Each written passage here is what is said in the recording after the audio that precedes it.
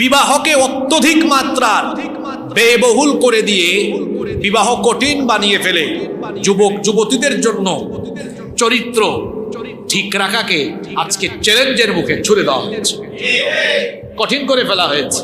কিরকম কঠিন? বিয়ের আগেই চট্টগ্রামে আপনারা বলেন ভদ্দ না ফদ্দ, হ্যাঁ, ওইটাতেই শেষ 4-5 লাখ।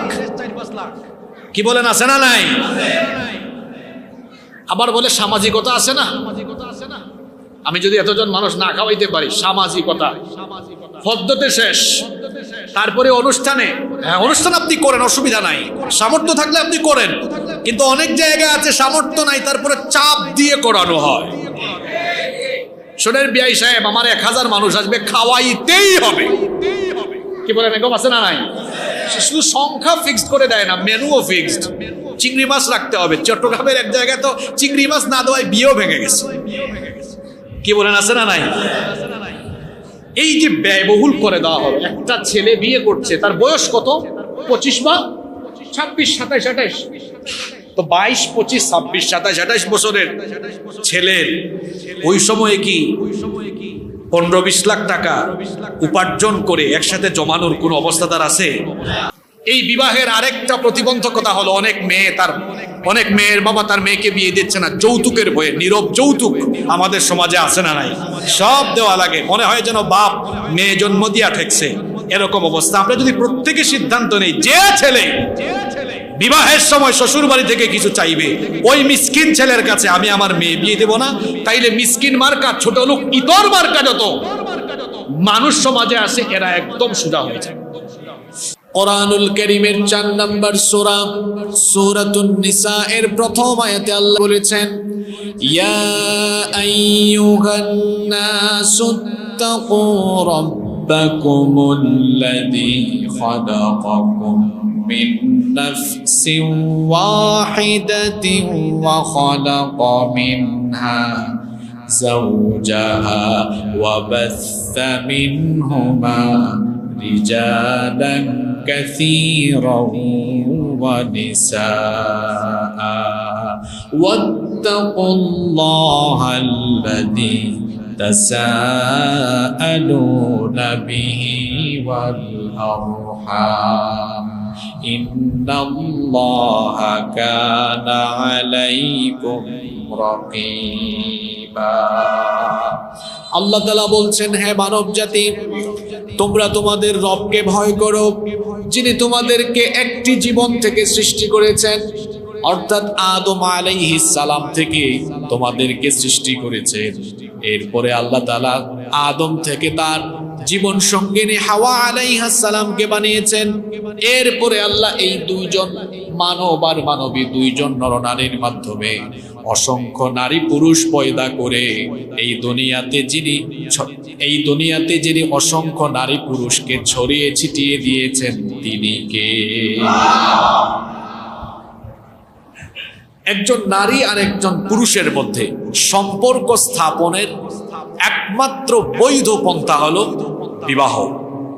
একমাত্র বৈধ পন্থা হলো বিবাহ। বিবাহ ব্যতীত একজন নারী পুরুষের মধ্যে যে সম্পর্ক স্থাপন হয়, সেটা অবৈধ সম্পর্ক, হারাম রিলেশন।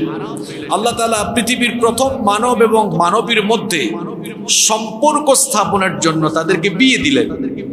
এরপরে তাদের মধ্য থেকে যে সন্তান সন্ততি, যে ছেলে মেয়ে আসলো, তাদের মধ্যকার সম্পর্ক বৈধ করে দেওয়ার জন্য আল্লাহ বিবাহের ব্যবস্থা করে দিলেন। এখন তো কত মানুষ চতুর্দিকে, পাহাড়তলিতে একজন বাস করে, আগ্রাবাদে আরেকজন বাস করে, পাহাড়তলির ছেলের সাথে আগ্রাবাদের মেয়ের বিবাহ হচ্ছে। কিন্তু আদম আলাইহিস সালাম আর হাওয়া আলাইহিস সালামের কাছ থেকে যে সন্তান সন্ততি এসেছে, তখন তো এত মানুষ ছিল না, তখন বিবাহ শাদী কিভাবে হতো? আদম আলাইহিস সালামের ছেলে মেয়েদের মধ্যে কিভাবে বিয়ে হতো? এক গর্ভের ছেলের সাথে অন্য গর্ভের মেয়েকে বিয়ে দেওয়া হতো। আদম আলাইহিস সালামের স্ত্রী আমাদের মা হাওয়া আলাইহিস সালামের গর্ভে আল্লাহ একসাথে 2টা সন্তান দিতেন। কয়টা সন্তান দিতেন? একটা ছেলে এবং একটা মেয়ে, একসাথে 2টা জন্ম নিত।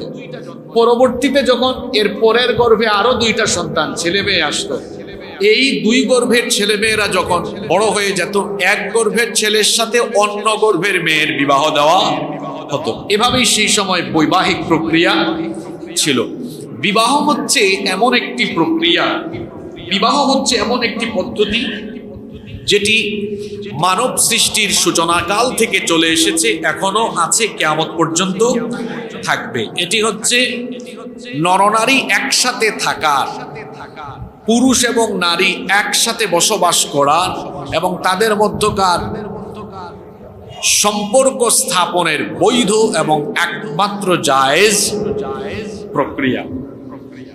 বিবাহ এটি ছিল নবীগণেরও সুন্নাহ, কারণ নবীরাও বিবাহ শাদী করেছেন। নবীরা এমন ছিলেন না যে অতিমানব বা মানুষের স্বভাবের বাহিরে কোনো কিছু তাদের মধ্যে ছিল, এমন নয়। নবীদের সাথে সাধারণ মানুষের পার্থক্য হলো নবীরা হচ্ছেন মাসুম, কিন্তু আমরা যারা সাধারণ মানুষ আমরা মাসুম নই। এমনকি নবীদের কাছে আল্লাহর তরফ থেকে ওহী আসে, কিন্তু সাধারণ কোনো মানুষের কাছে আল্লাহর তরফ থেকে ওহী আসে না। আমাদের সাথে কি জিবরিলের দেখা সাক্ষাৎ হয় নাকি মাঝে মাঝে? আপনাদের হয়, কিন্তু নবী রাসূলদের কাছে ওহী আসতো। এই ওহী তাদের কাছে পাঠাতেন কে? বিবাহ হচ্ছে সকল নবী এবং রাসূলদের সুন্নাহ, তবে ব্যতিক্রম পাওয়া যায়। এক্সেপশন হিসাবে দুই একজন নবী বিবাহ করেন নাই। এদের মধ্যে একজন হচ্ছেন ইয়াহইয়া আলাইহিস সালাম, যার কথা কোরআনে কারিমে এসেছে, এবং কোন কোন মুফাসসির বলেছেন ঈসা আলাইহিস সালামের কথা, কিন্তু ঈসা আলাইহিস সালামের তো এখনো মরণ হয় নাই। তিনি আবারও দুনিয়াতে আসবেন, এসে তিনি দাজ্জালকে হত্যা করবেন। সুতরাং তিনি পরবর্তীতে এসে বিবাহ করবেন কি করবেন না এটা আমাদের অজানা বিষয়, সেজন্য এটা নিয়ে আমাদের কথা বলা উচিত নয়। কিন্তু আল্লাহ তাআলা আমাদের নবীর পূর্বে যত নবী রাসূল পাঠিয়েছেন, নবীগণ বিবাহ শাদী করেছিলেন। এজন্য আল্লাহ তাআলা কোরআনুল কারীমের 13 নম্বর সূরা সূরাতুর রা'দের 38 নম্বর আয়াতে বলছেন, ওয়ালাকাদ আরসালনা রুসুলাম মিন ক্বাবলিকা ওয়া জাআলনা লাহুম আজওয়াজান ওয়া যুররিয়্যা। আল্লাহ তাআলা বলছেন, আর অবশ্যই আমি আপনার পূর্বে অসংখ্য রাসূল পাঠিয়েছি, ওয়া জাআলনা লাহুম আজওয়াজান ওয়া যুররিয়্যা, আর আমি তাদেরকে স্ত্রী এবং সন্তান সন্ততি দিয়েছি। তাদের স্ত্রী ছিল, তাদের সন্তান সন্ততিও ছিল।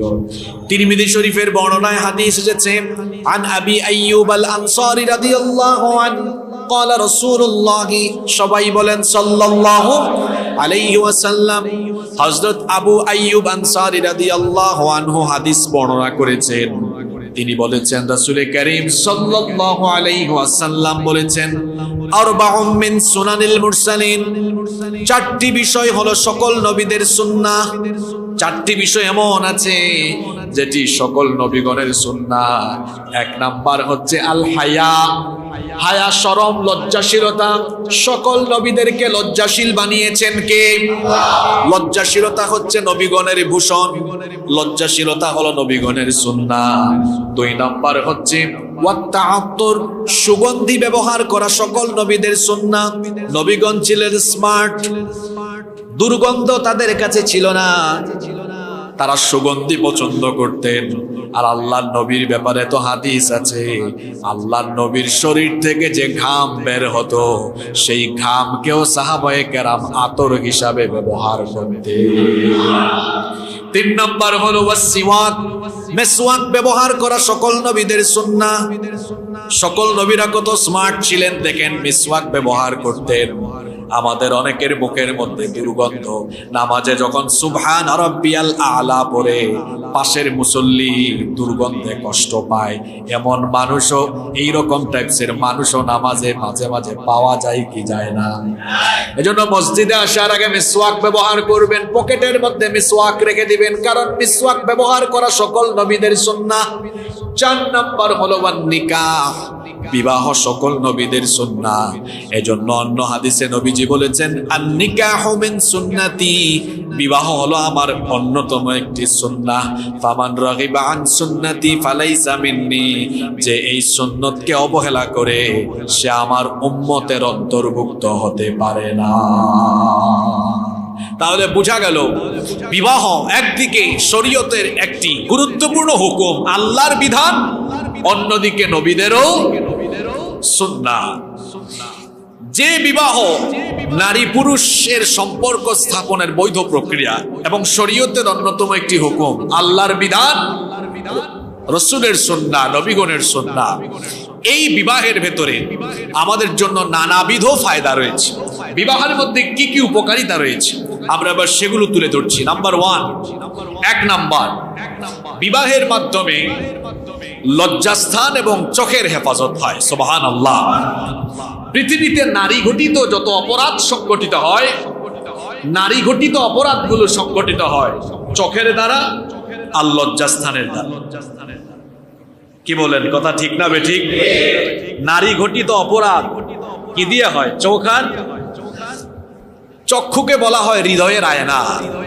প্রথমে এই চক্ষু ছবির কাজ করে, ক্যামেরার কাজ করে, এটা নারীকে দেখে, ক্যাপচার করে, তারপরে হৃদয়ের আয়নায় এটাকে সে নানাভাবে ভাবতে থাকে। এরপরে যদি ওই লোকটার ভেতরে আল্লাহর ভয় না থাকে, লজ্জাস্থানের অপব্যবহার করে জিনা ব্যভিচারে ধাবিত হয়ে যায়। আল্লাহর হাবিব বলেছেন বিবাহ করো, তাহলে চক্ষু এবং লজ্জাস্থানের হেফাজত হয়ে যাবে। সুবহানাল্লাহ। আল্লাহর নবী বলেছেন, এই হাদিসের বর্ণনাকারী সাহাবী আব্দুল্লাহ ইবনে মাসউদ রাদিয়াল্লাহু আনহু, হাদিসটি বুখারীতে আছে, মুসলিমেও আছে। আল্লাহর নবী বলেছেন, ইয়া মা'শারাশ শাবাব, হে যুব সমাজ, মান ইসতাতা মিনকুমুল বাআতা ফালইয়াতাযাওয়াজ, তোমাদের মধ্যে যারা সামর্থ্যবান, তোমাদের মধ্যে যারা সক্ষম, তারা যেন বিবাহ করে নেয়। ফা ইন্নাহু আগাদ্দু লিল বাসার, কেননা এটি চোখের নিয়ন্ত্রণকারী। যখন সে বিবাহ করে তার চোখের হেফাজত হয়ে যায়। ওয়া আহসানু লিল ফারজ, শুধু তাই নয়, যখন সে বিবাহ করে তখন তার লজ্জাস্থানেরও হেফাজত হয়ে যায়। ওয়ামান লাম ইস্তাতি', আর যার বিয়ে করার সামর্থ্য নাই, সক্ষম নয়, ফাআলাইহি বিসসাওম, সে যেন রোজা রাখে।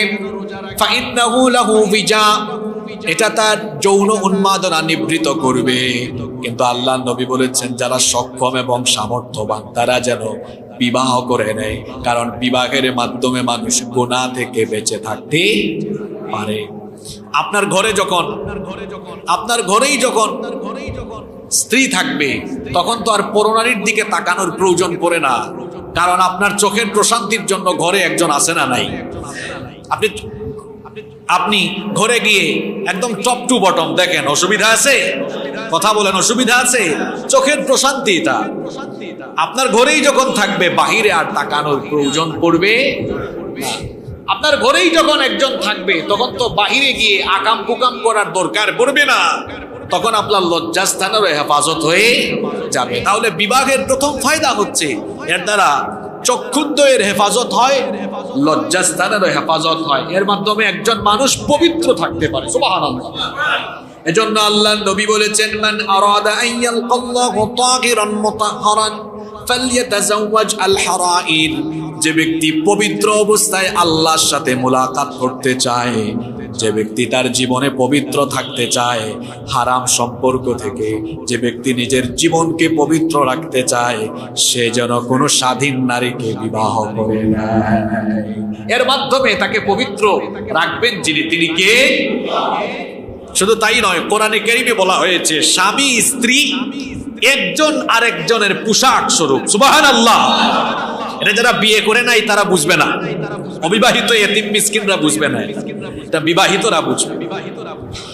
কোরআনুল কারীমের 2 নম্বর সূরা সূরাতুল বাকারা এর 187 নম্বর আয়াতে আল্লাহ তাআলা বলছেন, হুন্না লিবাসুল লাকুম ওয়া আনতুম লিবাসুল লাহুম, তারা তোমাদের পোশাক আর তোমরা তাদের পোশাক। সুবহানাল্লাহ। আপনি কথার অর্থ বুঝেন? আমাদের সবার গায়ে পোশাক আছে, পোশাক না থাকলে আমাদের লজ্জা প্রকাশ পেয়ে যেত, উলঙ্গ হয়ে যেতাম আমরা। এই পোশাক পরিধান করার কারণে লজ্জা ঢেকে গেল। স্বামী স্ত্রী একজন আরেকজনের পোশাক, এই কথাটির অর্থ হলো একজন আরেকজনের মনের ভেতরের, তাদের মধ্যে থাকা যত ধরনের কুপ্রবৃত্তি আছে সব নিবারণ করে একজন আরেকজনের ইজ্জতের হেফাজতকারী হয়ে যায়। সুবহানাল্লাহ। কারণ প্রয়োজন পড়লে একজন আরেকজনের কাছে যাবে, বাহিরে যাওয়ার কোনো দরকার নাই। এটার আরো একটা ব্যাখ্যা আছে। স্বামী স্ত্রী একজন আরেকজনের পোশাক, পোশাকে ময়লা লাগলে, দাগ লাগলে আমরা এই ময়লা বা দাগ কি করি? আমরা কি ফেলে দিই? এটা ফেলে দেই না। এটাকে আমরা কি করি? ধৌত করি। এটাকে আমরা পরিষ্কার করি। পোশাকে ময়লা লাগলে আমরা যেভাবে ওটাকে ধৌত করি, পরিষ্কার করি, স্বামী স্ত্রী একে অপরের পোশাক, কারো মধ্যে ত্রুটি বিচ্যুতি থাকলে, কারো মধ্যে ভুল ত্রুটি থাকলে একজন আরেকজনকে আদর করে ভালোবেসে সংশোধনের পথে নিয়ে আসবে। সুবহানাল্লাহ।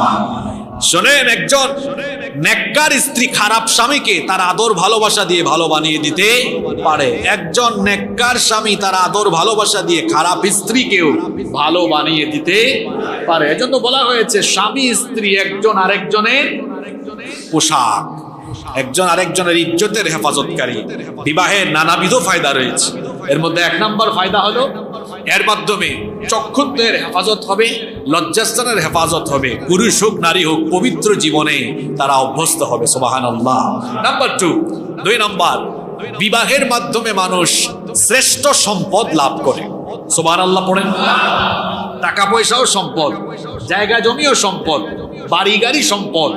কিন্তু আল্লাহ রসুল বলেছেন দুনিয়ার সর্বশ্রেষ্ঠ সম্পদ হচ্ছে একজন নেককার নারীকে জীবন সঙ্গী হিসাবে পাওয়া। সুবহানাল্লাহ। দুনিয়ার শ্রেষ্ঠ সম্পদ হলো একজন নেককার নারীকে জীবন সঙ্গী হিসাবে পাওয়া। আপনার অনেক টাকা আছে, পয়সা আছে, গাড়ি বাড়ি সব আছে, ক্ষমতাও আছে, কিন্তু বউ উল্টা পাল্টা। দেখবেন এই টাকা পয়সা, এই প্রভাব প্রতিপত্তি ক্ষমতা দিয়ে কোনো সুখ আপনি অনুভব করতে পারবেন না। আপনার টাকা পয়সা কম, আপনার সম্পদ কম, কিন্তু বউ ভালো।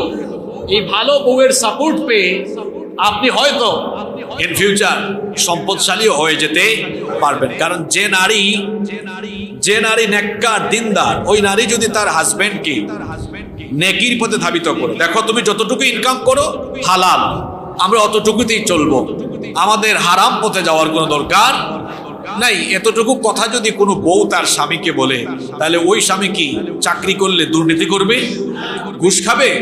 আর যদি বউটা এমন হয়, কি গো, হ্যাঁ আজকে 2-3 বছর চলছে, উন্নতি নাই, আমাদের করে টিভি নাই, আমরা এসি লাগাইতে পারলাম না, এখন এটা নাই ওইটা নাই, বেচারা বউয়ের ঠেলা যন্ত্রণা কত আর সহ্য করবে? বাধ্য হয়ে বিপদ বেছে নেয়, সুদ ঘুষ, অন্যায় পথ, হারাম পথ, চাঁদাবাজি, সন্ত্রাসী, টেন্ডারবাজির কর্মকাণ্ডে লিপ্ত হয়। কারণ বউয়ের চাহিদা তো নিবারণ করতে হবে। বউয়ের চাপে পড়ে বহু পুরুষ এইরকম হারাম কামায়ে লিপ্ত হয়েছে। এরকম দৃষ্টান্ত সমাজে আছে না নাই? তাহলে একজন নেককার নারী, নেককার স্ত্রী চাইলে তার স্বামীকে ভালো পথে রাখার চেষ্টা চালিয়ে ওই স্বামীকে ভালো পথে রাখতে। এই জন্য নবীজি বলেছেন, টাকা পয়সা ধন দৌলত এটা তোমার শ্রেষ্ঠ সম্পদ নয়, তোমার জীবনের শ্রেষ্ঠ সম্পদ হলো একজন নেককার নারীকে জীবন সঙ্গী হিসাবে পাওয়া। সুবহানাল্লাহ। এজন্য আল্লাহর নবী বলেছেন, হাদিসটি মুসলিম শরীফে এবং ইবনে মাজাহ এসেছে, নবীজি বলেছেন, আদ-দুনিয়া মাতা, দুনিয়ায় যা আছে সবকিছুই হলো সম্পদ। ওয়া খায়রু মাতা'id দুনিয়া আল মারআতুস সালিহা, আর দুনিয়ার সকল সম্পদের মধ্যে নেককার নারী হচ্ছে সর্বশ্রেষ্ঠ সম্পদ। অন্য হাদিসে এসেছে, আল্লাহর নবী বলেছেন, মান রাযাকাহুল্লাহু ইমরাআতান সালিহাহ ফাকাদ আ'আনাহু আলা শাতরি দীনি। আল্লাহর হাবিব বলেছেন, আল্লাহ তাআলা যে ব্যক্তিকে দয়া করে নেককার স্ত্রী দান করেছেন, ওই ব্যক্তিকে যেন আল্লাহ তাআলা ইসলামের অর্ধেক নিয়ামত দান করে দিয়েছে। একজন নেককার মেয়েকে স্ত্রী হিসাবে পাওয়া মানে হলো ইসলামের অর্ধেক নিয়ামত পেয়ে যাওয়া। যারা সুবহানাল্লাহ বললেন না, বাসায় গিয়ে পড়বেন নাকি? কথা বুঝেন নাই? হ্যাঁ, একজন নেককার মেয়েকে ঝাঁকানাকা জরিনা সকিনা না, একজন নেককার মেয়েকে স্ত্রী হিসাবে পাওয়া মানে হলো আল্লাহর দ্বীন ইসলামের অর্ধেক নিয়ামত পেয়ে যাওয়া। সুবহানাল্লাহ। যুবকরা ঝাঁকা নাকা অর্ধ উলঙ্গ জরিনা সকিনার পিছনে দৌড়ায়। একজন নেককার নারীকে জীবন সঙ্গী হিসাবে পাওয়া মানে হলো ইসলামের অর্ধেক নেয়ামত পেয়ে যাওয়া। তো অর্ধেক পেলে বাকি আছে আরো, বাকি অর্ধেক লাগবে না আপনাদের? লাগবে কিনা? বাকি অর্ধেক আছে কোথায়? আল্লাহর নবী বলেছেন ফালইয়াত্তাকিল্লাহা ফিন বাকি। বাকি অর্ধেক যদি পেতে চাও জীবনের সকল ক্ষেত্রে আল্লাহকে ভয় করে চলো, বাকি অর্ধেকও আল্লাহ তোমাকে দিয়ে দিবেন। আল্লাহর নবী বলেছেন জীবদ্দশায় দুনিয়াতে থাকা অবস্থায় যে ব্যক্তি 4টা জিনিস পেয়েছে সে হলো দুনিয়ার সবচেয়ে সুখী মানুষ। কয়টা জিনিস? আরবাউম মিনাস সাআদা। 4টি জিনিস যে পেয়ে গিয়েছে সে দুনিয়ার সকল সুখ পেয়ে গিয়েছে। এর মধ্যে 1 নাম্বার হলো আয-যাওজাতুস সালিহা, নেককার স্ত্রী। 2 নাম্বার হচ্ছে ওয়াল মাসকানুল ওয়াসি', প্রশস্ত বাড়ি। 3 নাম্বার হলো ওয়াল জারুস সালিহ, নেককার প্রতিবেশী। 4 নাম্বার হলো ওয়াল মারকাবুল হানি, একটি উত্তম বাহন। এই 4টা জিনিস যে পেয়েছে সেই ব্যক্তি যেন দুনিয়ার সকল সুখ পেয়ে গিয়েছে। কয়টা জিনিস বললাম? নেককার নারী, নেককার স্ত্রী। 2 নাম্বার প্রশস্ত বাড়ি। সামর্থ্য থাকলে বাড়িটাকে একটু প্রশস্ত রাখিয়েন, চিপাচাপা বানায়েন না। চিপাচাপা বাড়ির ভেতরে থাকলে মন মানসিকতাও চিপাচাপা হয়, সংকীর্ণ হয়। আর বাড়ির সামনের রাস্তাঘাট গুলাকেও চিপাচাপা বানানো উচিত। এতে করেও ওই যে আপনার পরিবেশের একটা প্রভাব পরবর্তী প্রজন্মের উপরে গিয়ে পড়ে। আমরা অনেকে আছি বাড়ি বানানোর উপরে, এরপরে আরো 3-4 ফুট দেয়াল রাস্তা থেকে দখল করে নিয়ে আমরা। এরপরে যখন সুযোগ মতো ভাঙাভাঙি শুরু হয়, ওইটা তো যায়ও যায়, বাড়ির দেয়াল সুদ্ধা যায়। আছে না নাই? অনেকে কোটি কোটি টাকার বাড়ি বানায়, কিন্তু 10 কোটি টাকার বাড়িতে একটা গাড়ি নিয়ে অ্যাম্বুলেন্স দিয়ে ঢোকা যায় না। এই বাড়ি মূল্যহীন। এই জন্য বাড়ির আগে রাস্তা তৈরি করা উচিত। বাড়ির আগে কি তৈরি করা উচিত? এই জন্য যে কোনো জায়গায় একটা আবাসিক এলাকা হলে পড়ে ওই আবাসিক এলাকার মানুষজন একসাথে বসে মিটিং করা উচিত। আসেন সবাই 2-3 হাত করে জায়গা ছাড়ি, আমাদের ঘরটা প্রয়োজনে একটু কমবে কিন্তু রাস্তাটা বড় হবে, সবার জন্য এটা চলাচলের জন্য উচিত হবে। কিন্তু বাস্তবিকতা ভিন্ন। অবশ্যই অবশ্যই আপনার ছেড়ে দেওয়া এই রাস্তার মধ্যে অনেক মানুষজন চলাফেরা করবে, মানুষজন চলাফেরা করবে, এটা আপনার জন্য একটা সদকা হবে, সওয়াব হবে। আমরা এটা করি না, 1 ইঞ্চি জায়গায়ও ছাড়ে না। ওই জায়গা নিয়ে কি কবরে যাবেন নাকি? সবার জন্য আসল জায়গা কয় হাত? জোরে বলেন, কয় হাত? কিপটার ঘরের কিপটায় 1 ইঞ্চি জায়গাও ছাড়ে না। আছে না নাই? আরে এমন বহু মানুষ আমি আমার চারপাশে দেখেছি 1 ইঞ্চি জায়গা ছাড়ে না। কিছুদিন আগে আমার সাথে একজনের ঝামেলা লাগছে, তখন আমি তাকে উত্তর দিচ্ছি তোর জায়গা নিয়ে তুই কবরে যাইস, এছাড়া আর কোনো উত্তর বাকি আছে? 1 ইঞ্চি জায়গা ছাড়ে না। অথচ সে জানে না এখন প্রাণ চলে গেলে জায়গা কয় হাত? এই কবরস্থানে 3.5 হাতের বেশি। আপনি বেশি মোটা সোটা 3.5 হাতের জায়গায় 4 হাত দেওয়া হবে, এমন কোনো বিষয় আছে নাকি? এজন্য এই বিষয়টা মনে রাখা দরকার। নবীজি বলেছেন এগুলো সৌভাগ্যবান মানুষের আলামত। প্রশস্ত বাড়িঘর থাকা, রাস্তাঘাটও প্রশস্ত থাকা, এটা সবার জন্য ভালো। একটা অ্যাম্বুলেন্স আসতে পারে না, অথচ ওই সংকীর্ণ রাস্তার ভিতরে বহু ভিতরে বাড়ি বানিয়েছে, আলিশান বাড়ি। এই বাড়ির দাম আছে কোনো? মানুষ তো যাইতেও পারে না, এটা রিক্সাও যায় না। কি বলেন, এরকম আছে না নাই?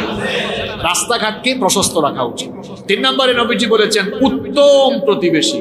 প্রতিবেশী যদি খারাপ হয় এটাও পরবর্তী প্রজন্মের উপরে গিয়ে প্রভাব পড়ে। প্রতিবেশী যদি চাঁদাবাজ, টেন্ডারবাজ, এখানে যদি কিশোর গ্যাং বেশি থাকে আপনার ছেলে মেয়ে খারাপ হয়ে যাবে। এজন্য নবীজি বলেছেন সৌভাগ্যবান মানুষের আলামত হলো তার চারপাশে উত্তম প্রতিবেশী থাকা। যখন ফ্ল্যাট কিনবেন, জায়গা কিনবেন কোথাও, তখন আপনি এই বিষয়গুলো মাথায় রাখবেন যে রাস্তাটা প্রশস্ত আছে কিনা, কয় ফিট রাস্তা।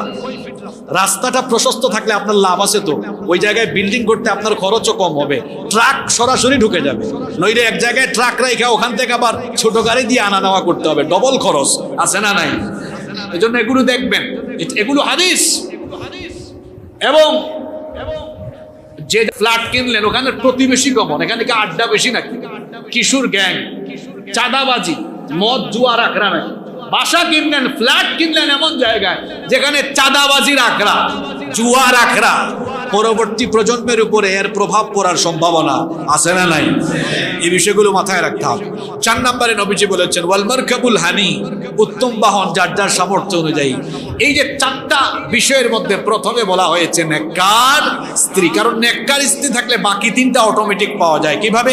নেককার স্ত্রী থাকলে আপনাকে পরামর্শ দিবে, চলো আমরা ভাড়া বাসায় থাকি কিন্তু একটা ভালো এরিয়াতে বাসা নিয়ে থাকি।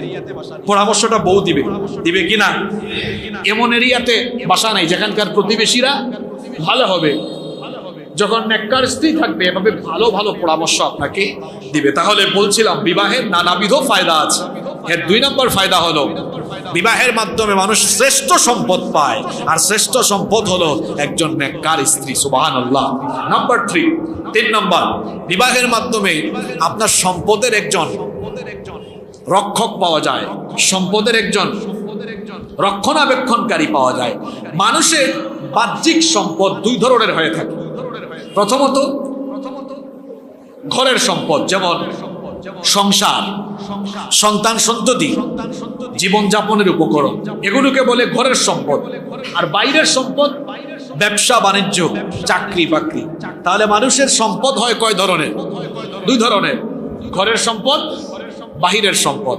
এখন বাহিরের চাকরি বাকরি, ব্যবসা বাণিজ্য, এগুলো না হয় আপনি দেখাশোনা করছেন, আপনার 24 ঘন্টার মধ্যে 8, 10, 12 ঘন্টা ওইদিকে চলে যাচ্ছে। ওইদিকে যে বাসা ফেরে আসলেন, বাসার এত জিনিসপত্র, সন্তানাদি, এই বাসার সম্পদ, এগুলো রক্ষণাবেক্ষণের জন্য একজন মানুষের দরকার আছে না নাই?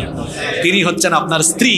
মানুষ যখন ব্যাচেলর থাকে, ঘর বাড়ি অগুছালো, ঠিক আছে, আপনার বউ যখন থাকবে সব গুছিয়ে রাখবে, সন্তানগুলোর দেখাশোনা করবে। এই জায়গাতে এসে ইসলাম বিরোধীরা, বিশেষ করে নাস্তিক, মুরতাদ বা আমরা বলে যে ইসলাম, আর বিশেষ করে এদেশের মোল্লারা নারীদেরকে চায় ঘরের ভিতরে আটকায় রাখতে। আর তারা নারীবাদী হয়ে, নারীর প্রতি খুব আন্তরিক হয়ে তারা নারীদের সম্পর্কে অনেক সুন্দর সুন্দর কথা বলে আমার দেশের অবলা সরলা মা বোনদেরকে বাড়ির ভেতর থেকে বের করে এনে তারপর অধিকার প্রতিষ্ঠান নামে বিভিন্ন হাসপাতালে, বিভিন্ন হোটেলে, বিভিন্ন রেস্টুরেন্টের, বিভিন্ন শপিং মলের রিসিপশনে বসায়া নারীদেরকে তারা বাজারের পণ্য বানিয়েছে। আর ইসলাম তার বিপরীতে কি করেছে? নারীকে রানীর সিংহাসনে বসিয়েছে। ইসলাম নারীকে রানী বানিয়েছে, আর বামরামরা নারীকে চাকরানী বানিয়েছে। ইসলাম নারীকে বানিয়েছে রাজরানী, আর বামরামরা নারীকে বানিয়েছে, কথা বুঝতেছেন আমার?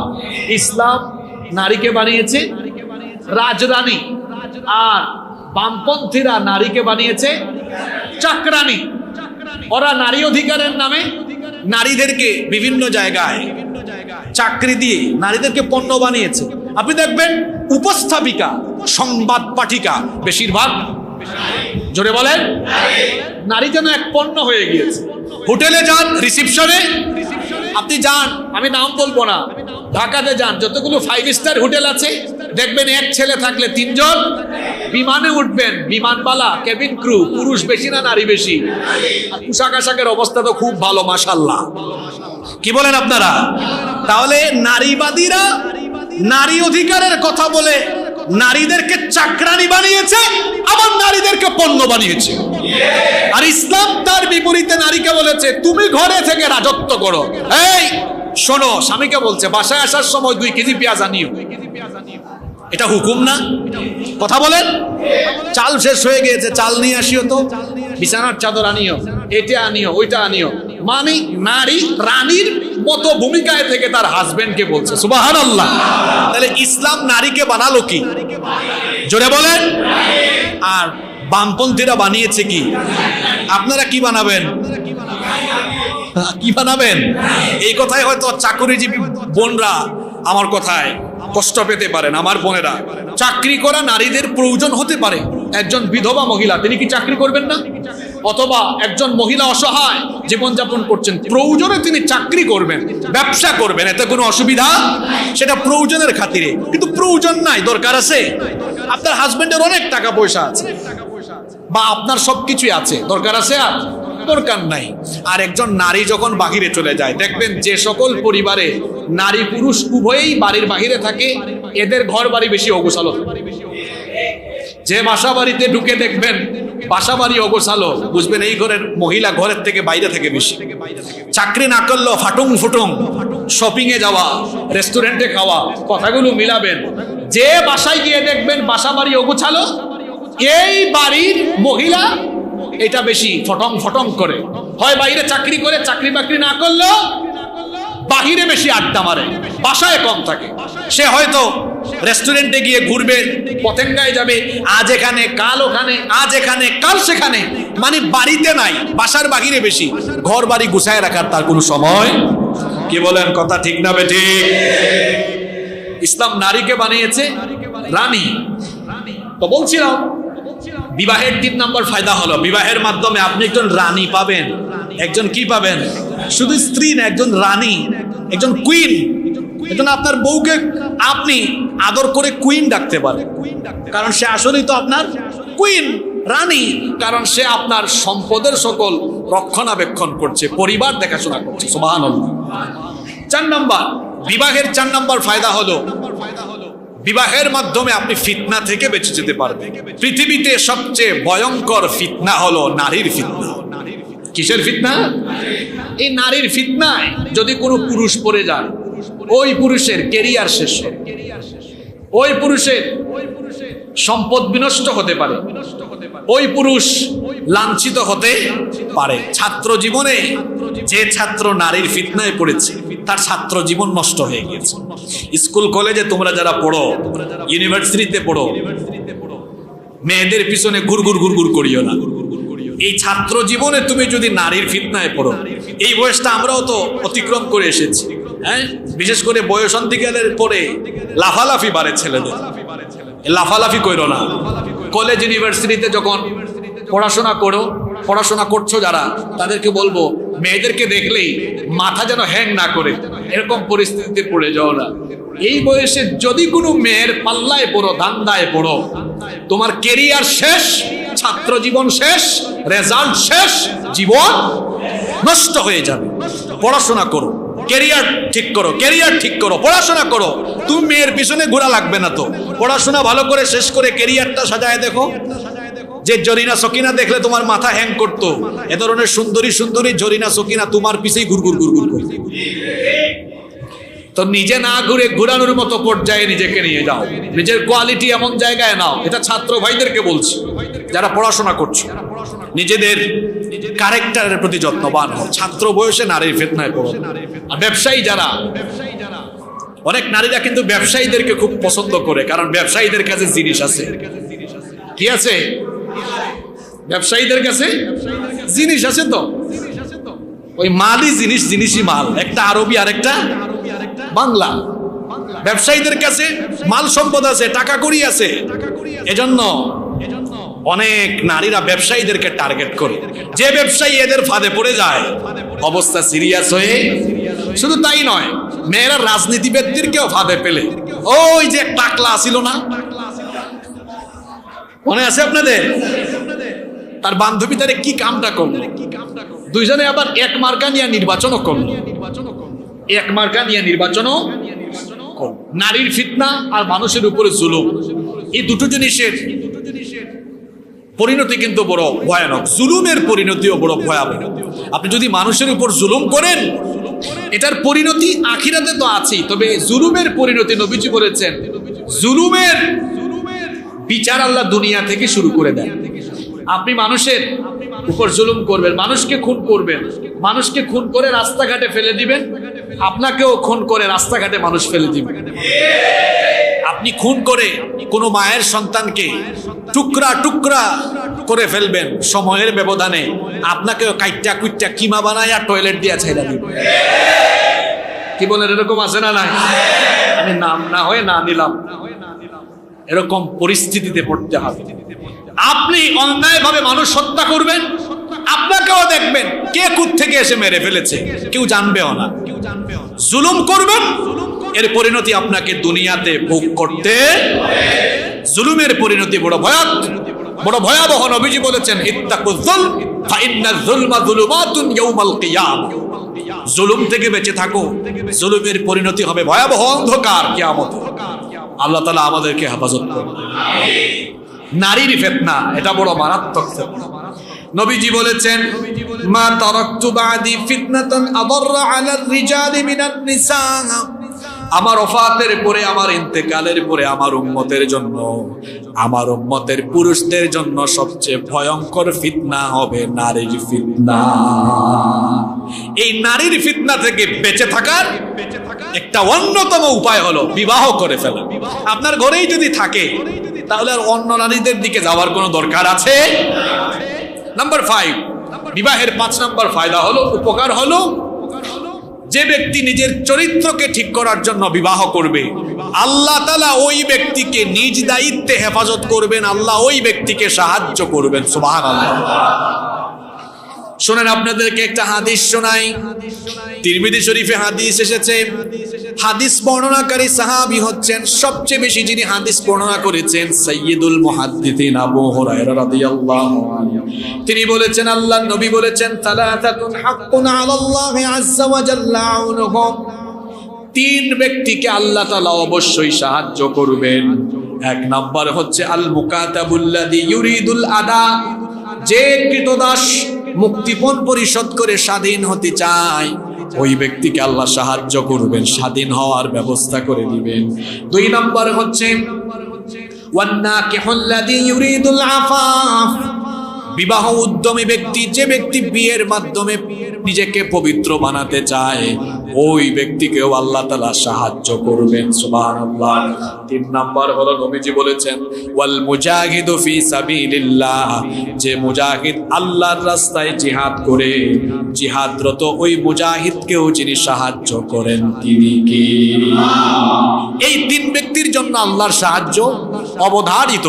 তার মধ্যে এক ব্যক্তি হচ্ছে, যে ব্যক্তি চরিত্রকে ঠিক রাখার জন্য বিবাহ করতে চায়, ওই ব্যক্তিকে আল্লাহ নিজে হেফাজত করবেন, নিজে আল্লাহ সাহায্যও করবেন। সুবহানাল্লাহ। নাম্বার 6 নাম্বার, কেন বিবাহ করবেন, কেন বিয়ে করা উচিত? অবিবাহিত ভাইরা, বিবাহের মাধ্যমে আপনি উত্তরাধিকার পাবেন, প্রজন্ম পাবেন, টাকা পয়সা, বাড়ি গাড়ি, ধন সম্পদ কবরে গেলে কাজে আসবে না। কিন্তু যদি বিবাহে করেন, বিবাহর পরে যদি আপনি সন্তান সন্ততি পান, এগুলো কবরে গেলে এদের দোয়া কাজে আসবে কি আসবে না? সন্তান সন্ততি অনেক বড় নিয়ামত। যারা বিয়ে শাদী করার পরে বহু বছর ধরে বাচ্চা হচ্ছে না, এই যন্ত্রণা কেবল তারা বুঝে। টাকা পয়সার চাইতেও সন্তান সন্ততি অনেক বড় নিয়ামত। অনেকে লক্ষ লক্ষ টাকা খরচ করছে, সন্তান পাচ্ছে। সন্তান সন্ততি আল্লাহর দেওয়া শ্রেষ্ঠ নিয়ামত। এজন্য আল্লাহ সূরা কাহাফের 46 নম্বর আয়াতে বলছেন, আল মালু ওয়াল বানুনা জিনাতুল হায়াতিদ দুনিয়া ওয়াল বাকিয়াতুস সালিহাতু খায়রুন ইনদা রাব্বিকা সাওয়াবান ওয়া খায়রুন আমালা। আল্লাহ তাআলা বলছেন, আল মালু ওয়াল বানুনা জিনাতুল হায়াতিদ দুনিয়া, মাল সম্পদ আর সন্তান সন্ততি, এগুলো দুনিয়ার শোভা, দুনিয়ার সৌন্দর্য। এগুলো যারা পায় তারা দুনিয়ার নিয়ামত পেয়ে যায়। সুবহানাল্লাহ। আপনি যখন মারা যাবেন, এই নেককার সন্তানগুলো আপনার উত্তরাধিকার হয়ে আপনার জন্য দোয়া করবে। নবীজি বলেছেন, ইদা মাতাল ইনসান ইনকাতা আনহু আমালুহু ইল্লা মিন সালাসা, মানুষ যখন মারা যায় তার সকল আমলের ধারাগুলো বন্ধ হয়ে যায়, আমলের সওয়াব বন্ধ হয়ে যায়, কিন্তু 3টি জিনিসের সওয়াব মানুষ কবরে গিয়েও পায়। 1 নাম্বার হলো সদকাতুন জারিয়া, সদকায়ে জারিয়ার সওয়াব। 2 নাম্বার হচ্ছে ইলমুন ইউনতাফাউ বিহ, এমন ইলম যে জ্ঞানের মাধ্যমে মানুষ উপকার লাভ করে। 3 নাম্বার হলো ওয়ালাদুন সালিহুন ইয়াদউ লাহু, এমন নেককার সন্তান, যে নেককার সন্তান তার মা বাবার জন্য দোয়া করে। আপনি কবরে যাবেন, সন্তান আপনার জন্য দোয়া করবে। এই সন্তান পাওয়ার, বৈধ সন্তান পাওয়ার মাধ্যম হলো, জোরে বলেন, বিবাহ ছাড়া যে সন্তান হয়, এটা বৈধ না অবৈধ সন্তান? এটা বৈধ না অবৈধ? তাহলে সন্তান পাওয়ার বৈধ মাধ্যম হলো বিবাহ। আর নবীজি বলেছেন, তাজাওয়াজুল ওয়ালুদ আল ওয়াদুদ, অধিক সন্তান প্রসবনকারী অধিক সন্তান প্রসবকারী নারীদেরকে বিবাহ করো। এখন তো অনেকে আছে বিয়ের পরে বাচ্চা নিতে চায় না, 3 বছর 4 বছর বউকে বলে দরকার নাই। কি বলেন, এরকম মানুষ আছে না নাই? এটা যারা করে মারাত্মক পর্যায়ের গুনাহ। যদি সমস্যা থাকে সেটা ভিন্ন কথা, সমস্যা ছাড়া যারা দেরি করবে অবশ্যই তারা আল্লাহর দেওয়া একটা নিয়মের বিধানের লঙ্ঘন করবে। অনেকে আছে 1টা 2টা নেওয়ার পরে আর নিতে চায় না। আমাদের পূর্বে আমাদের বাপ চাচারা 6টা 7টা 8টা 10টা সন্তান ছিল, না খাইয়া মইরা গেছে নাকি? কথা বলেন। আমার দাদাই তো 2 বিয়ে করছে, এতগুলা সন্তান না খাইয়া তো মরে নাই। কি আর না খাইয়া মরেছে? আমি আমার বাপ চাচার থেকে গল্প শুনেছি, নিজের ঘরের মানুষ তো খাইছে খাইছে, প্রত্যেক দিন আশেপাশের অনেক অভাবী মানুষকে তারা খাইয়েছে। সুবহানাল্লাহ। বরকত ছিল। এখন 2-3 জনের ফ্যামিলি, 4-5 জনের ফ্যামিলি, বরকত, অভাব আর অভাব। প্রত্যেকটা মানুষ রিজিক নিয়ে জন্মায়, রিজিকের মালিক আমরা না, আল্লাহ। আমরা শুধু উসিলা। প্রত্যেকটা মানুষ রিজিক নিয়ে আসে। আল্লাহ বলেছেন নাহনু নারযুকুকুম, আমি রিজিক দেই। রিজিক দেন কে?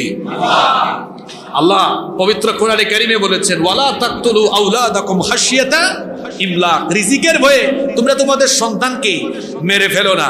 রিজিকের ভয়ে যারা সন্তান নেয় না, যারা রিজিকের ভয়ে সন্তান নেয় না, এরা শুক্রাণু হত্যাকারী, ভ্রূণ হত্যাকারী। রিজিকের ভয়ে সন্তান না নেওয়া এটা হচ্ছে মারাত্মক পর্যায়ের খোদাদ্রোহিতা। রিজিকের মালিক আপনি নন, রিজিকের মালিক কে? স্লোগান শিখিয়ে দিয়েছে 2টি সন্তানের বেশি নয়, 1টি হলে। আর ওইদিকে ইহুদিরা যে বেশি সন্তান দিতে পারবে তাকে তারা পুরস্কার দেয়। জানেন না আপনারা? ইহুদিরা বেশি বেশি সন্তান নিতে চায়, তাদের সংখ্যা তারা বাড়াতে চায়। তো বলছিলাম বিবাহের 6 নম্বর ফায়দা হলো বিবাহের মাধ্যমে সন্তান আসে। সন্তান পাওয়ার বৈধ প্রক্রিয়া হলো বিবাহ। নাম্বার 7 নম্বর হলো বিবাহের মাধ্যমে মানুষের দিনদারিতা পরিপূর্ণ হয়। সুবহানাল্লাহ। বিবাহ ছাড়া মানুষের দিনদারিতা পাক্কা লেভেলে যায় না। কারণ ওই যে একটা হাদিস একটু আগে বললাম যে আল্লাহ যাকে দয়া করে নেককার স্ত্রী দিয়েছেন, আল্লাহ দিনের অর্ধেক নেয়ামত তাকে দিয়েছেন। সুবহানাল্লাহ। তাহলে দিনদারিতাটা কি হয়? পরিপূর্ণ হয়।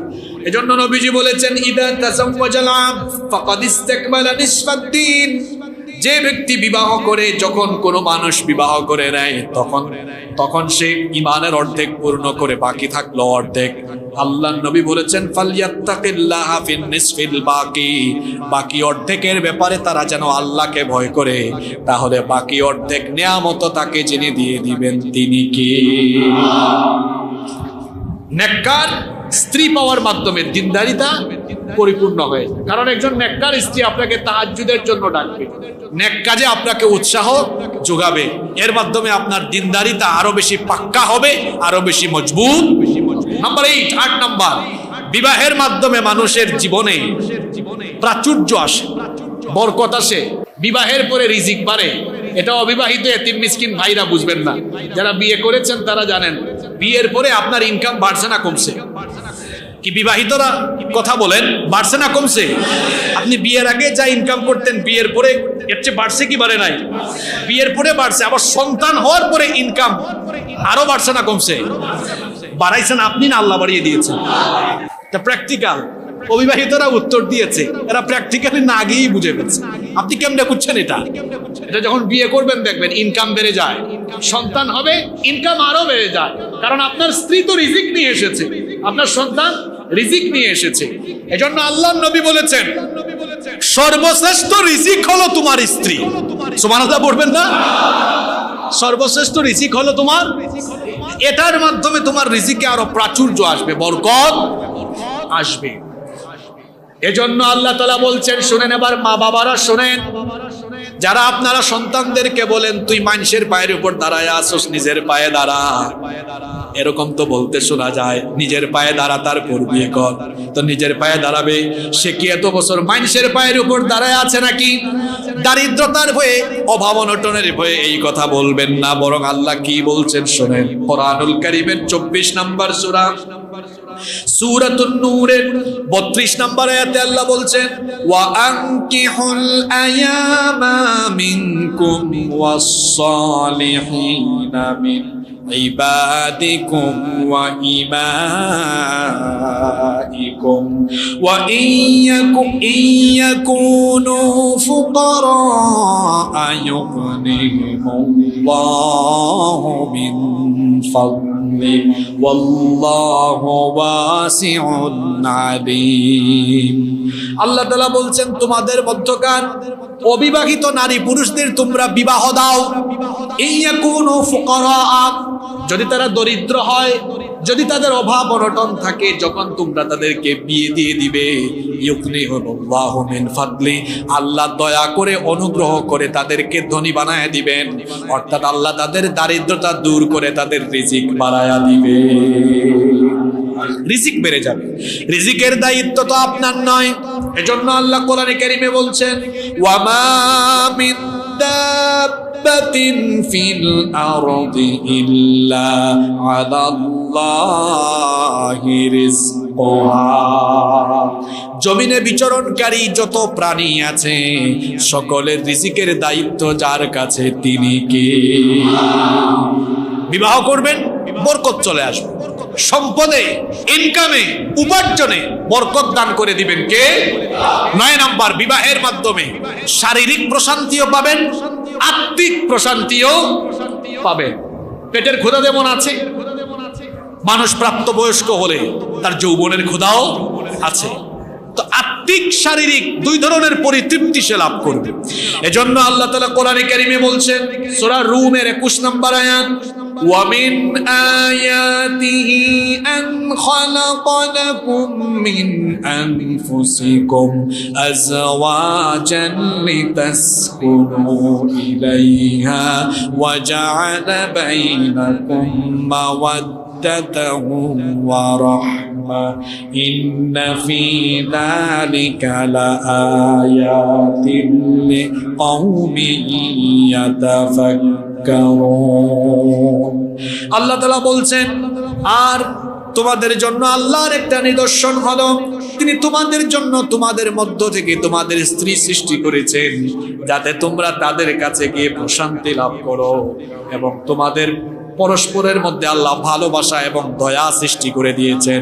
এখানে দুইটা কথা, ওয়াজআলা বাইনাকুম মাওয়াদ্দাতান ওয়া রাহমা। কি সুন্দর কথা! তোমাদের মধ্যে আল্লাহ ভালোবাসা আর দয়া মায়া সৃষ্টি করেছেন। যৌবন বয়সে বেশি থাকে ভালোবাসা, আর বার্ধক্যকালে ভালোবাসা এটার চাইতে বেশি বাড়ে মায়া, দরদ, আন্তরিকতা। বুড়া বুড়ির মধ্যে কি এক মায়া! বুড়া বুড়ি ছাড়া খায় না, বুড়ি বুড়া ছাড়া খায় না। বুড়া দাঁড়াতে পারে না, বুড়ি এসে দাঁড় করায়।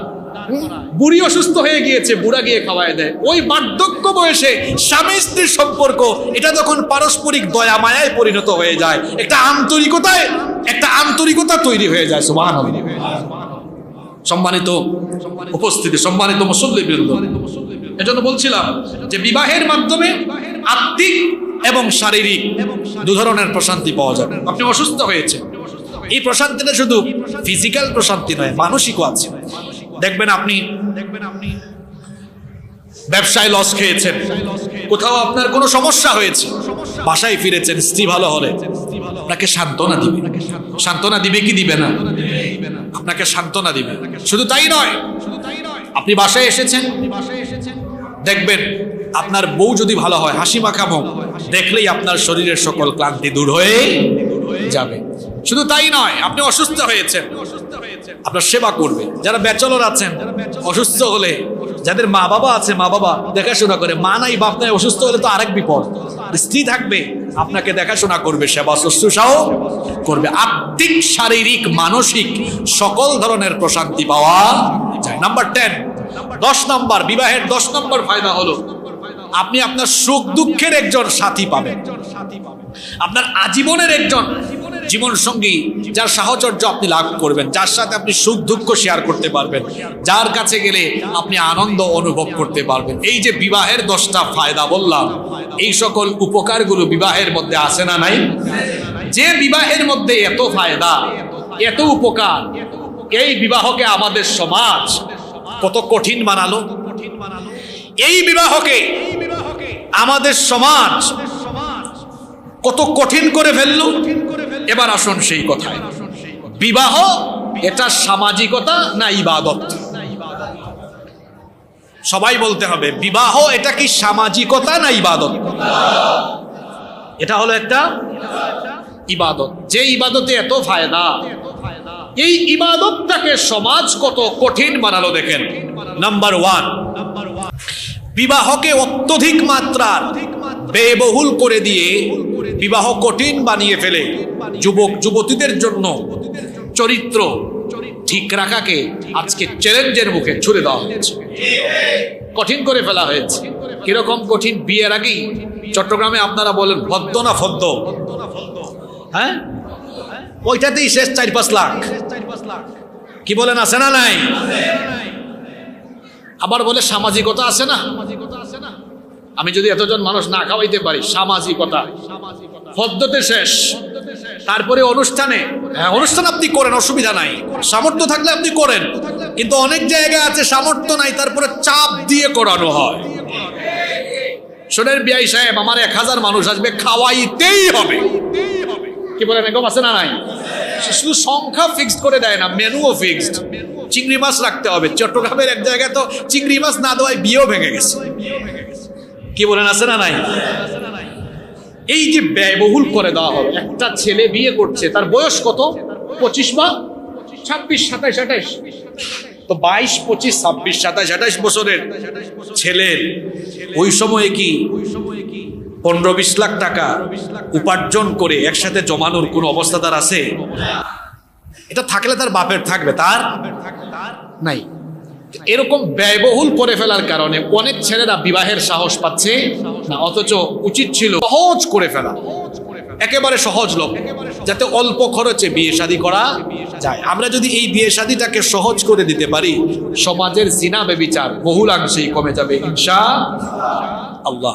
বিবাহকে সহজ করে দিতে হবে। আল্লাহ রসুল যত সাহাবীদেরকে বিয়ে দিয়েছে অত্যন্ত সহজভাবে দিয়েছে। যারা ফুটানি করে অনেক টাকা পয়সা খরচ করে বিয়ে করেন, বেশিরভাগ ক্ষেত্রেই দেখা যায় যে বিয়ের কয়েকদিন পর থেকে টেনশন আর টেনশন। ঋণ করে বিয়ে করছে, ঋণ করে বিয়ে করেছে, আরম্ভ হয় স্ত্রী নির্যাতন। তোর বাপকে বল কিছু টাকা দিতে হবে, দেয় না, পিটাই, ইচ্ছা মতো পিটাই। পত্র পত্রিকা এরকম খবর আছে না নাই? আমি আমার যুবক ভাইদেরকে বলবো, যারা অবিবাহিত এখনো, অতিরিক্ত খরচ না করে যতটুকু প্রয়োজন ততটুকু করে, বাকি যে টাকাটা আছে ওইটা দিয়ে স্বামী স্ত্রী দুজন মিলে বিবাহের পরে অন্যান্য জায়গায় সুইজারল্যান্ডে আর মালয়েশিয়া সিঙ্গাপুরে হানিমুন না করে সুজা উমরা করে চলে আসেন। দাম্পত্য জীবনে বরকত দিবেন কে? 2 নম্বর, এই বিবাহের ক্ষেত্রে সমাজ কি প্রতিবন্ধকতা সৃষ্টি করেছে? অতিরিক্ত মোহরানা চাপিয়ে দেওয়া হয়েছে। অতিরিক্ত মোহরানা, লক্ষ লক্ষ টাকা। আবার কানে কানে বলে বিয়ে সব 20 লক্ষ টাকা বলবো, আমার একটা সোসাইটি আছে না, সোসাইটি মেনটেন করতে হবে, অসুবিধা নাই, এটা বললাম আর কি, এটা মৌখিক, কিন্তু আমাদের মধ্যে আলাদা হিসাব নিকাশ থাকবে। এরকম ফুটানি করার কি দরকার? বিবাহতে মোহরানা মেয়ের বাবা বরকে চাপিয়ে দেওয়ার দরকার নাই। বলেন বাবা কত দিতে পারবেন? যত দিতে পারবেন তত। অনেকে আছে কয় না, একটা সিকিউরিটির বিষয় আছে না, বেশি মোহরানা যদি দেই তাহলে আমার মেয়ের সাথে খারাপ আচরণ করবে না, বা ডিভোর্সে কখনো যাবে না। আরে যে ছেলে খারাপ সে খারাপই থাকবে, কোটি টাকা হইলেও ছেড়ে। আর যেটা ভালো ওইটা 20,000 টাকা মোহরানা দিয়ে বিয়ে করলে ওটা সারা জীবন আপনার মেয়ের কাছেই রাখবে। কথা বুঝতে পেরেছেন? মোহরানা অতিরিক্ত চাপিয়ে দেওয়া যাবে। আল্লাহ রসুল কিভাবে বিয়ে দিতেন? এক মহিলা এসেছেন, শোনেন একটা ঘটনা। নবীজির কাছে এসে বলছেন, ইয়া রাসূলুল্লাহ সাল্লাল্লাহু, আমি আপনার কাছে বিয়ে বসতে চাই। নবীজি চুপচাপ। পাশে এক সাহাবী বললেন, নবীজি আপনি চুপচাপ, আপনার যদি প্রয়োজন না হয়, আমি অবিবাহিত, আমাকে বলেন, আমি বিয়েটা কইরা ফেলি। সুবহানাল্লাহ। নবীজি বললেন, তোমার কাছে কি মোহরানা দেওয়ার মতো কিছু আছে? বললেন না, কিছুই নাই। নবীজি বললেন, বাড়িতে যাও, দেখো কি আছে। বাড়ি থেকে খুঁজে চলে আসলেন, এসে বললেন কিচ্ছু পাই নাই। নবীজি বললেন আবার যাও, দেখো কোনো লোহার আংটিও পাও, ওইটা থাকলে নিয়ে আসো। খুঁজে এসে বললেন লোহার আংটিও নাই। নবীজি বললেন তাহলে কি করবা? ওই সাহাবী বললেন আমার পরনে যে লুঙ্গিটা আছে এই লুঙ্গি অর্ধেক করে, অর্ধেক আমি তাকে মহারানা দিয়ে দিই। নবীজি বললেন এই অর্ধেকটা দিলে তো এই বাকি অর্ধেক তোমার কাছেও আসবে না, তার কাছেও, তোমার কাছে যে অর্ধেক এটা তোমার কাছেও আসবে না, যে অর্ধেক তাকে দিয়েছো তার কাছেও আসবে না। এখন কি করা যায়? নবীজি বললেন আচ্ছা তোমার কোরআনের কোন কোন সূরা মুখস্থ আছে? বলেন এই সূরা মুখস্থ আছে। ওই নারীকে জিজ্ঞেস করলেন তোমার কি মুখস্থ আছে? না। নবীজি বললেন তুমি তারে এই সূরাগুলো মুখস্থ করাবা, এটাই তোমার বিয়ের মোহরা। সুবহানাল্লাহ তো কইলেন। আজকে আপনার ঘরের মেয়ের কাছে আসুক একটা ছেলে, সুবহানাল্লাহ তো কইলেন খুব জুড়ে, ওই সময় খুব জুড়ে বলবেন 10 লক্ষ। এইটাও ঠিক ওইটাও ঠিক, যাবো আমি কোন দিকে? পারলে ওইখানে জোর গলায় বলেন বাবাজি পছন্দ হয়েছে আপনাকে, আপনার ইচ্ছা মতো দেন। এটা বলতে পারলে বুঝবো আপনি আল্লাহর রাসূলের সুন্নতের উপরে নিজে অটল আছেন। আল্লাহু আকবার। মোহরানা, ওই মুসা নবীর কিচ্ছা আপনারা জানেন। শুআয়ব আলাইহিস সালাম তার মেয়ে বিয়ে দিয়েছেন, মোহরানা কি? কিচ্ছু নাই। তিনি বললেন অসুবিধা নাই বাবাজি, আপনি আমার বাড়িতে 8 বছর বা 10 বছর থাকবেন, সম্পদের দেখাশোনা করবেন, এটাই মোহরানা। সহজ করে দিলেন না কঠিন করে দিলেন? আমরা কঠিন করব না, তা তো ছোট হইল, আমরা কঠিন করব। তারপরে যে বিয়েটা ইবাদত, সমাজ প্রতিবন্ধকতা তৈরি করলো, পরিবার বলল আগে ক্যারিয়ার তারপরে বিয়ে, আর ইসলাম বলছে আগে বিয়ে তারপরে। যারা এমপি হয়েছে, মন্ত্রী হয়েছে, প্রধানমন্ত্রী হয়েছে, বিয়ের আগে হয়েছে না পরে হয়েছে? যারা টাকাওয়ালা পয়সাওয়ালা হয়েছেন, বিয়ের আগে হয়েছেন না পরে হয়েছেন? এমন কোন বিল গেটস আছেন যে 18 বছর 20 বছর বয়সে বিল গেটস হয়ে গেছেন? কে আছে নাকি? যারা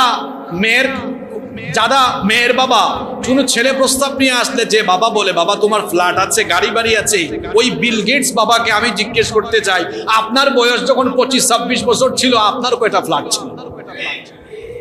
কি বলেন? ওই বিল গেটস বাবার কি এত ফ্ল্যাট ছিল? আরে 25, 26, 27 বছরে যার বাড়ি গাড়ি আছে ওইটা তার না, ওইটা তার বাপ দাদার থেকে দান সদকা পাইছে বা উত্তরাধিকার সূত্রে পেয়েছে। নিজে নিজে কামাইতে হলে 32, 35, 40 বছর লাগে।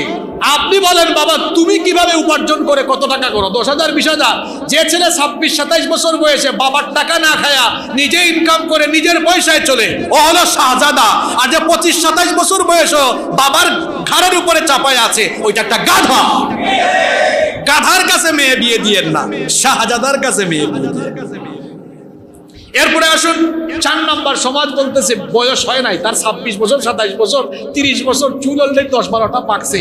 তার বাপ বলতেছে তোর বয়স হয় নাই এখন, মনে হয় অবুঝ খোকা, এখনো বয়স হয় নাই। কি বলেন? এইরকম কথাবার্তা আছে না নাই? অনেক যুবককেও বলতে শোনা যায়, কয় না আমার বয়স হয় নাই, তলে তলে কিন্তু প্রীতি আছে, ওইটার বয়স হয়েছে, বিয়ের বয়স। এটা একটা মারাত্মক শয়তানি ঢুকা। 5 নাম্বার, বিবাহের মতো এই ইবাদত এটা কঠিন হওয়ার আরেকটা কারণ বেকারত্ব বেড়ে যাওয়া। যুবকরাও যে, অবিবাহিত যুবকরাও যে আমাদের কথা শুনলে লাফাও, তোমাদের বিয়ে তোমাদের মা বাপ কেমনে দিবে? কারণ তোমরা তো বেশিরভাগ বেকার, পড়াশোনা করেও বেকার। এই বেকারের বে কেটে দাও, কার হয়ে যাও। এটা কিভাবে? ছাত্র অবস্থায় ইনকাম শুরু করো, টিউশনি করো, অনলাইন বিজনেস করো, ড্রাইভিংটা শিখে নাও, ড্রাইভিংটা শিখে উবারে পাঠাবে গাড়ি চালাও। দেশের বাইরে যারা স্টাডি করছে, পড়াশোনা করছে, পড়াশোনার বাইরে ওখানে ট্যাক্সি চালাও, বিভিন্ন কাজ করা যায়। ছাত্র বয়স থেকেই উপার্জন আরম্ভ করো, প্রতি মাসে 10-15 হাজার টাকা জমায় রাখো। মাস্টার্সের পরে দেখবা নিজের কাছে 8-10 লাখ হয়ে গেছে। তোমার বাবার হাতে দিয়ে বলো বাবা এই নেন টাকা, বিয়েটা করাই ফেলেন। বাপও তখন না বলবে না, এমনি বিয়ে করাই ফেলেন, ঠিক না? তো ছাত্র বয়স থেকে বেকার না থেকে বে কেটে কার হও, অর্থাৎ সচ্ছল হও। এরপরে 6 নাম্বার, বিয়ে কঠিন হওয়ার আরো একটা কারণ, এটাকে আমরা ইবাদত মনে করি না, সামাজিকতা মনে করি। 7 নাম্বার, এই বিবাহের আরেকটা প্রতিবন্ধকতা হলো অনেক মেয়ের বাবা তার মেয়েকে বিয়ে দিচ্ছে না যৌতুকের ভয়ে। নীরব যৌতুক আমাদের সমাজে আছে না নাই? সব দেওয়া লাগে, মনে হয় যেন বাপ মেয়ে জন্ম দিয়া ঠেকছে, এরকম অবস্থা। আমরা যদি প্রত্যেকে সিদ্ধান্ত নেই যে ছেলে বিবাহের সময় শ্বশুর বাড়ি থেকে কিছু চাইবে, ওই মিসকিন ছেলের কাছে আমি আমার মেয়ে বিয়ে দেব না, তাইলে মিসকিন মার্কা, ছোট লোক, ইতর মার্কা যত মানুষ সমাজে আছে এরা একদম সোজা হয়ে যায়। নাম্বার 8, 8 নাম্বার, সামাজিক অনেক কুসংস্কার আছে। আজকে সময়ের কারণে বললাম না, আমরা আগামী জুমাতে বিয়ে শাদীতে কি অনৈসলামিক কাজ হয় এবং বিবাহ সংক্রান্তের বাকি আলোচনা, আর স্বামী স্ত্রী একে অপরের উপর কি অধিকার রয়েছে সে বিষয়ে আমরা আগামী জুমায় কথা বলবো ইনশাআল্লাহ। আজকের